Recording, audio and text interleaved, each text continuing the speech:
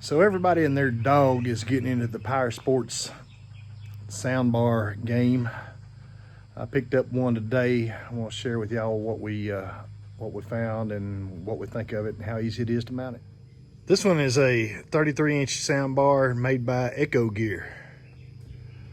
It's supposedly waterproof, snowproof, dirtproof, shockproof, maybe even catproof. Not really sure about that. But anyway, I'm not, I've got to the age now where volume is not as important to me as sound quality. So if I can hear my bike and hear something squeaking, rattling, knocking before, over the radio, that's good enough for me. All I want to be is just a little entertained. I'm not trying to keep the neighbors awake at night. So let's get this thing hooked up and see what she does. So out of the box, which we don't need anymore, I don't think. Well, yeah, we do, because there's some QR codes on there that I want to download the remote for this thing and a few other QR codes. So don't let that box get away from you too quick. But you got what do you call this? A manual, user's guide. You got some mounting hardware in here, some more wiring and mounting brackets, a few little tools in there, I bet.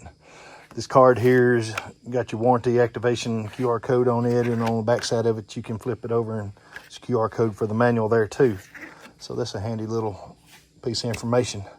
Anyway, I'm gonna unstrap all this, get all the packaging off of it, and see if I can't get her on this buggy. So you got two options. You can mount this thing up front, and I cannot zoom away from this far enough to make this easy to all fit in on screen, so pardon the fact that it's moving around a lot. But you can either mount it up front, and from here, that's probably a piece of 3/4 inch square tubing that you'll have to drill a couple holes through and mount. You got holes that are tapped, 1/4 threads all the way up and down it. That'd be a pretty simple fix. I'm not sure that I'm going to be able to see my rearview mirror though once I do that, so that's going to come into play for me. A lot of you may think, well, that's just a stupid mirror. Who needs it? Well, probably nobody, but I like to have it on there for when my wife's got my grandkids out on the road. Makes it a little easier to know what's going on around you. Option number two is the piece. You got this 2-inch tubing across the back here, and it'll mount up there easy. But the problem is it's all behind you. And if you once you lose your remote, which you probably will one day, then you got to turn around and all that stuff's behind you to operate it. Of course, there is a remote that you can download for your iPhone, or I guess if you got one of them other kind of phones, you can use it too for your remote. So that's also a possibility. I took the roof off this thing because either way I go, whether it's going to be rear or forward, it's going to require the roof being off of it for just a little bit to get those holes put in there.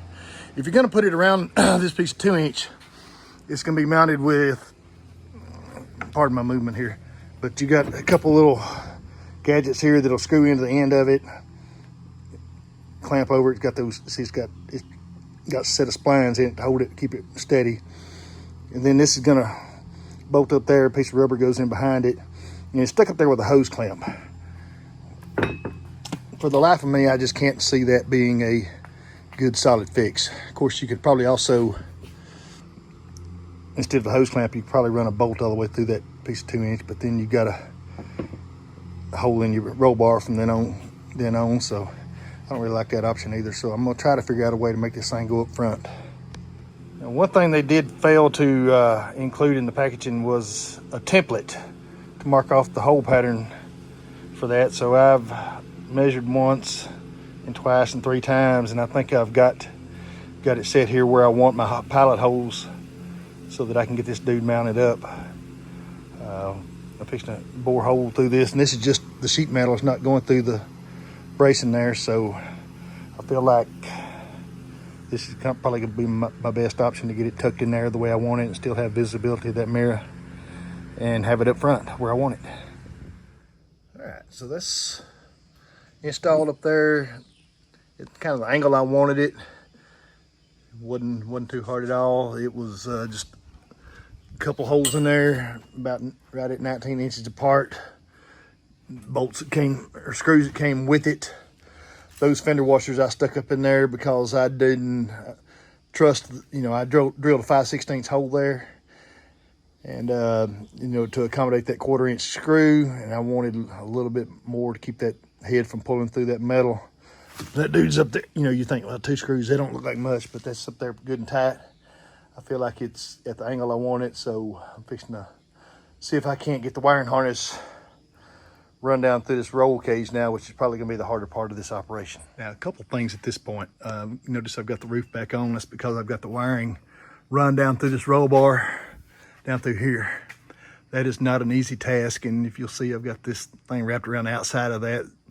That was a mistake on my part. I should have cut another hole in this plate up here and run it up through there, and it'd be hidden better. I'll probably go back and do that here in a little while. I don't like the way that looks, but otherwise, the wiring is inside the roll bar. I'm not going to tell you how I did that because I don't want you getting on here and cussing me for all the hard time you're having getting it done, because I can tell you right now it's not easy, because this plug here is just a little bit bigger than what wants to fit up through the end of that hole down there at the bottom end of that bar. So like I say, it's a challenge. I will give you a hint. The roll bar is bolted on with 5/16 bolts. Come down through here, I've already got the plastic done back up. You probably want to grab you from the parts store, get you a few of these buttons here, because you know how them are when they come out, they don't want to go back in. Anyway, I'm up here. Next thing I'm going to try to do is find a ignition only hot and get this thing hooked up. Okay, coming around front. Oh, by the way, let me correct myself before we go any further. That is not a 5/16 bolt. That's a 15 millimeter bolt. I don't know where my head was when I said that. Anyway, after doing a little exploring here, everything up under this hood is hot. There are no ignition only hot sources here. What you got to do to find yourself a hot wire that is only on when the ignition is on is come back around until you dash over here to here. This will pop off. There's 2 clips under the bottom, and then it kind of folds out from the top. You'll think you're fixing to tear something all to pieces, but it's really not all that bad. Hold on, let me stop this and go around. With that cover popped off, you'll see there's a red cover here and a black one over here somewhere. It's kind of drug out of the way on mine now. Anyway, there's your ignition hot. You'll notice I've got it grounded and nothing now. Turn the key on and you got power. That's what I'm looking for. For some goofy reason, there's not even a nut on either one of those studs, so I'm going to have to chase down a nut to put my wiring loop on there. Once I get that done, I'll have this thing right where I want it. So this thing comes out of the box with a U-clip like that on the end of it, but I'm more of a fan of a loop, so I'm cutting them off and putting loops back on them so that I can tie it in down here. You're going to have to go buy yourself from the local hardware store some 6 millimeter nuts to go on those, because for some unknown reason they decided that you wouldn't need anything to hold that down with whenever you decide to use that power point. Anyway, I ran mine through the roll bar here, drilled a 5/16 hole through the plastic, because it's all sealed, plastic. Drill a 5/16 hole through there and just run that wire straight across yonder to that power point, fixing to tie them down, and that ought to be all she wrote. So there you have it. Red wire on the right, black wire on the left. Cover them up best you can. Ain't no cover for that ground side, I don't guess. I'm gonna put this dude back up on there. I'm not gonna try to hold this camera and do that, because it's probably gonna take both hands, but we'll see if she can come on here in just a second. So here we go. It just pushes up there and clicks back in place.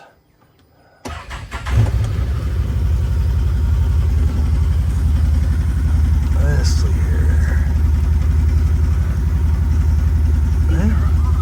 Speaker's on. EcoXGear transmitting.